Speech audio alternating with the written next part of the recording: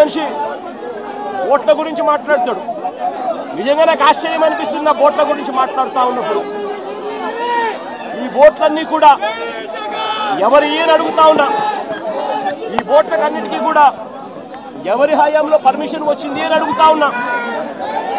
ఈ ఓట్లన్నీ కూడా ఎవరి ప్రభుత్వం వచ్చిన తర్వాత 3-4 నెలల కిందట ప్రభుత్వం చంద్రబాబు నాయుడు గారిది వస్తే ఆ విజయోత్సవాలు చేసిన ర్యాలీలో ఈ ఓట్లు వీళ్ళు లేరా అని అడుగుతా ఉన్నా. ఈ ఓట్లలో ఉన్న వ్యక్తులు ఈ ఓట్లు గత 4 నెలలుగా చంద్రబాబు నాయుడు గారితో కలిసి ఇసుక దోపిడీలో చంద్రబాబు నాయుడు గారితో కలిసి ఈ బోట్ల ఓనర్లు వీళ్ళందరూ కూడా భాగస్వాములు అయినారు.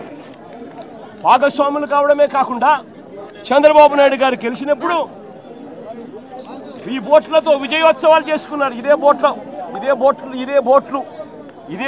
ఓనర్లు, ఇదే బోట్లకు పర్మిషన్ ఇచ్చింది ఎవరు?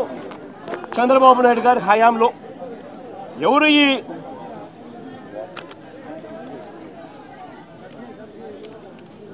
ఈ ఊషాద్రి అనే మనిషి ఎవరు? చంద్రబాబు నాయుడు గారితోనూ లోకేష్తోనూ ఇద్దరితోనూ కలిసి దిగిన ఫోటోలు కనిపిస్తూ ఉన్నాయి.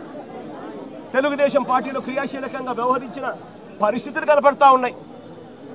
రామ్మోహన్ అనే మనిషి ఎవరు? ఆయన టీడీపీ ఎన్ఆర్ఐ నేత జయరాం అనే వ్యక్తి సోదరుడి కుమారుడు కాదా అని అడుగుతా ఉన్నా. టీడీపీ హయాంలోనే ఈ బోట్లకు అనుమతులన్నీ ఇచ్చారు. వీరు గెలిచాక విజయోత్సవ ర్యాలీలో కూడా వీళ్ళు పార్టిసిపేట్ చేశారు. తెలుగుదేశం పార్టీకి చెందిన ఆలూరు చిన్న అనే వ్యక్తి ఎవరు? ఈ వ్యక్తి ఎవరు? తెలుగుదేశం పార్టీకి ఉన్న సంబంధాలు ఏమిటి? ఇంతమంది బోట్ ఓనర్లు, బోట్లు అన్నీ కూడా తెలుగుదేశం పార్టీ వారియే కనిపిస్తూ ఉంటే ఈ బోట్లు వరద కారణంగా ఈ బోట్లన్నీ కూడా ప్రకాశం బ్యారేజ్కు కొట్టుకొని వస్తే ఆ కొట్టుకొని వచ్చిన దాన్ని రాజకీయం చేయాలని వాస్తవాలను వక్రీకరించి ఆయన 60 మందిని నిర్దాక్షిణ్యంగా చంపేసి ఇన్ని లక్షల మందిని తాను ఇబ్బంది పాలు పెట్టాడు అన్న మాటను మర్చిపోయేట్టుగా చేయాలని, డైవర్ట్ చేయాలి అని తాను వక్ర భాష్యం చూపిస్తూ వేలు ప్రతిపక్షం వైపు ఎత్తి చూపిస్తారు. నేను అడుగుతా ఉన్న చంద్రబాబును, అయ్యా దాదాపుగా మీ ప్రభుత్వం వచ్చి 3-4 నెలలు అవుతా ఉందయ్యా. 3-4 నెలల నుంచి మీ ప్రభుత్వం ఉంది. 3-4 నెలల నుంచి ఉన్న మీ ప్రభుత్వంలో ఏదైనా జరిగితే ఓనర్షిప్ తీసుకోవాల్సింది మీరు, ప్రజలకు క్షమాపణ చెప్పాల్సింది మీరు, ప్రజలకు తోడుగా నిలబడాల్సింది మీరు. అలాంటిది మీరు వక్ర భాష్యం చూపిస్తూ నేరాన్ని ఇంకొకరి మీద నెట్టి చూపించాలి అని చెప్పి మీ దుర్మార్గపు బుద్ధి నిజంగా ఎంతటి దారుణంగా ఉంది అని చెప్పడానికి ఇది కూడా ఒక నిదర్శనం. నిజంగా ఇదే పెద్ద మనిషి చంద్రబాబు నాయుడు గారు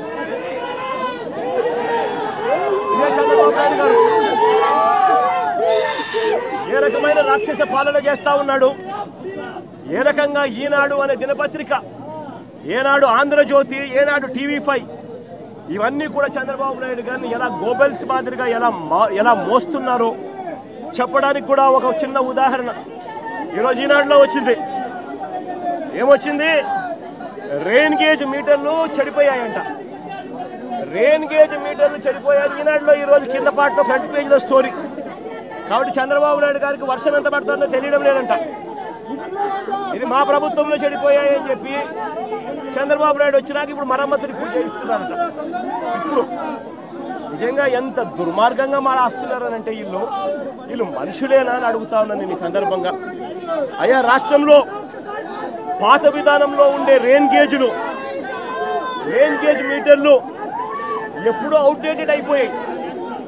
వాటి స్థానంలో ఆటోమేటిక్ సెన్సార్ వ్యవస్థలు, automated weather stations 1599 weather stations, automated weather stations రాష్ట్రంలో అందుబాటులో ఉన్నాయి.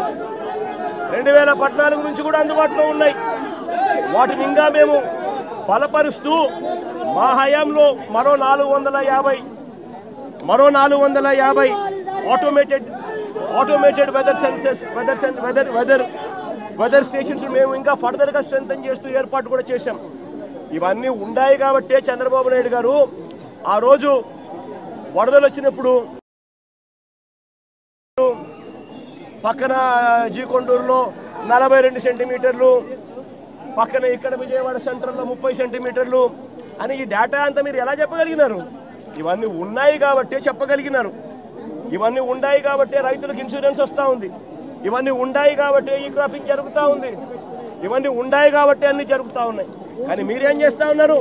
మళ్ళీ టాపిక్ డైవర్ట్ చేసేందుకు చంద్రబాబు నాయుడు గారు 60 మందిని చంపినారు అన్న పాపాన్ని పక్కకు డైవర్ట్ చేసేందుకు, ఇన్ని లక్షల మంది అవస్థలు పడుతున్నారు అన్న టాపిక్ను డైవర్ట్ చేసేందుకు మళ్ళీ డైవర్షన్లో భాగంగా వెదర్ మీటర్లు అంట ఉండే రెయిన్, పాత విధానంలో ఉండే రెయిన్ గేజ్ మీటర్లు చెడిపోయాయట, మా హయాంలోనే చెడిపోయాయట, మేము పట్టించుకోలేదట. ఇప్పుడు చంద్రబాబు నాయుడు ఇప్పుడు కనుక్కున్నాడట, ఇప్పుడు రిపేర్ చేయిస్తున్నాడు. నిజంగా సిగ్గుండాలి రామోజీరావు ఈనాడు దినపత్రికకు రాయడానికి.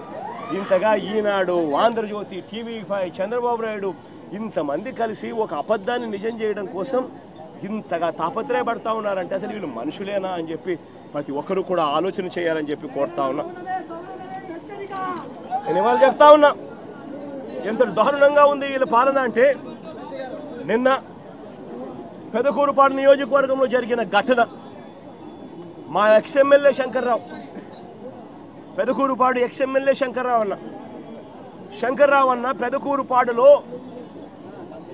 ఈ విపత్తు వల్ల, వరదల విపత్తు వల్ల జరిగిన నష్టాల్లో పాలు పంచుకుంటూ రైతులకు, ప్రజలకు తోడుగా ఉండేందుకు తాను బయలుదేరుతా ఉంటే తాను వెళ్లకుండా కారును అడ్డగించి, ఒక ఎమ్మెల్యే కారును, ఎక్స్ఎమ్మెల్యే కారును అడ్డగించి ఆ కారును పగలగొడతారు. తాను వరద బాధితులను చూడకూడదట, వరద ప్రాంతాన్ని తాను పరామర్శించకూడదట. నిజంగా వాళ్ళు అనుకుంటా ఉన్నారు ఇలా ఎవరూ కూడా పోకూడదు, ఇలా ఎవరూ కూడా చూడకూడదు, ఇలా ఎవరూ కూడా మాట్లాడకూడదు. ఇలా జరిగింది అని అంటే చంద్రబాబు నాయుడు గారి హయాంలో జరిగిన ఈ తప్పిదాలు బయటికి రావు అని వీళ్ళు అనుకుంటున్నారు.